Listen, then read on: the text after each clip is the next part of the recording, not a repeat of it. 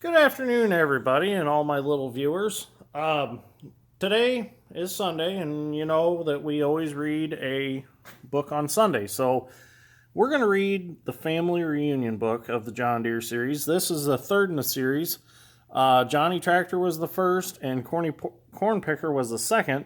So Family Reunion was the third. So let's get started reading. This has got to be my second favorite book in the series. I really enjoy this one. So, Family Reunion. In an old shed on Bob Fowler's farm, there were a lot of old farm tractors that hadn't been used for a long time. Long time. Though it was warm and dry inside, there was dust all over everything and big cobwebs hung in the corner. The tractors were all good friends. When they were alone, they talked and visited among themselves just like people do. Wally, the old Waterloo boy tractor, usually started the conversations. He liked to talk about the old times on the Fowler farm.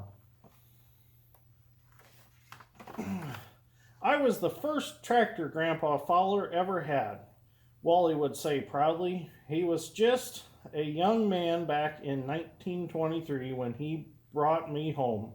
I hadn't been here very long before Grandpa Fowler put me to work running the thrashing machine in the oat field. He and I worked a lot of hot summer days thrashing oats. He needed lots of oats for his horses.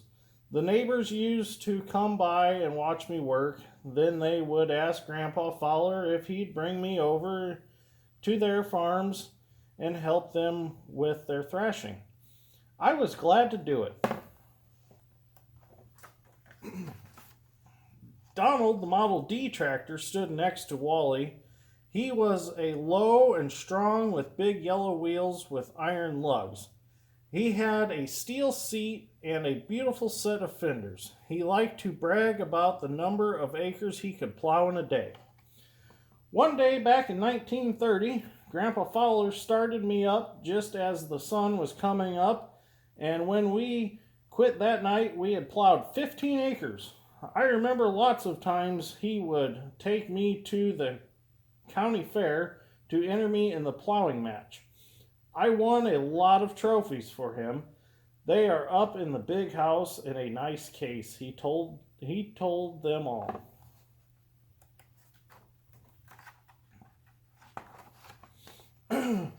Across the way was a Model A tractor. His name was Ace. He was sleek and trim. Grandpa Fowler had let his son Bob run him and help with the cultivating.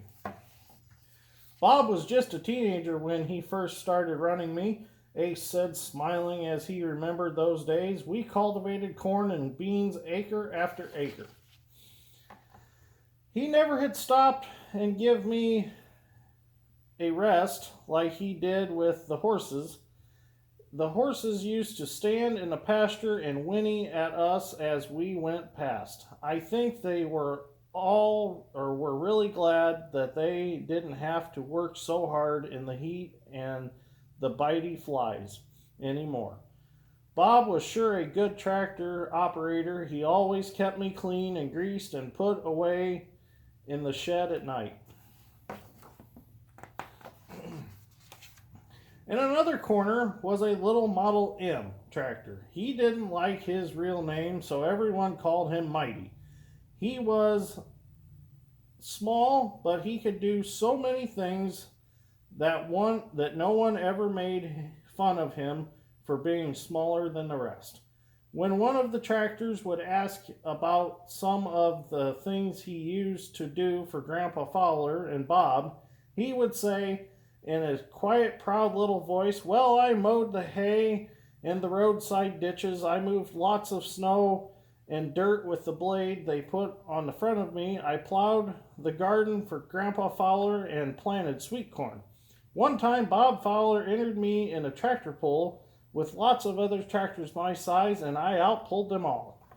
So, Mighty was an M, which Mighty was on wheels. My MC which is the same tractor, is on tracks. So they're basically the same tractor, just mine's on tracks. So maybe I should call mine Mighty. Summers and winters came and went for a lot of years. Then one day the big door opened and lit in the bright stream of sunlight. A little boy and an old man stepped in. The little boy asked, "What's in here, Grandpa?" Grandpa Fowler stood looking at all the old tractors. He remembered using them when he was a young man. "Did you really use all these old tractors, Grandpa?" the little boy asked. "I sure did, Tad. It was a long time ago. Your dad and I farmed lots of years with them. It was hard work, but they did a good job."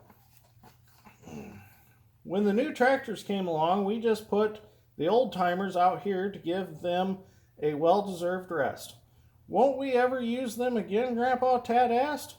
"You bet. Your dad and I are taking the old tractors to Waterloo, Iowa, and show them off.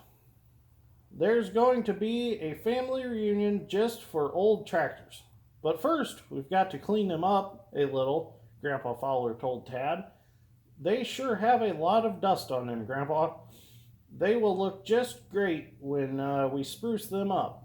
Grandpa Fowler said, "You can help me, and if your dad says it's okay, you can go to Waterloo with us."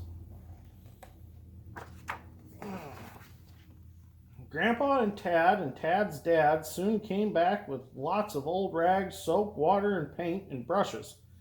They washed dirt away and added a little green or yellow paint where it was needed. The old tractors began to shine and twinkle. They looked at each other with pride when they saw how good everyone looked. When they were all done, Bob Fowler backed up the semi truck and started loading all the tractors very carefully. They all waved goodbye to the new tractors who weren't going. "Goodbye," they hollered. "We're going to Waterloo. We're going to a family reunion." I always liked this picture because it's all the newer, I would say probably like 50 series Soundguard tractors sitting there. At Waterloo, the old tractors looked around with amazement at all the tractors that looked just like them. There were people selling parts and toys and all sorts of interesting things. It was like a farm show and a state fair rolled into one. Grandpa Fowler's tractors drew a lot of attention because they were in such good shape, so well taken care of.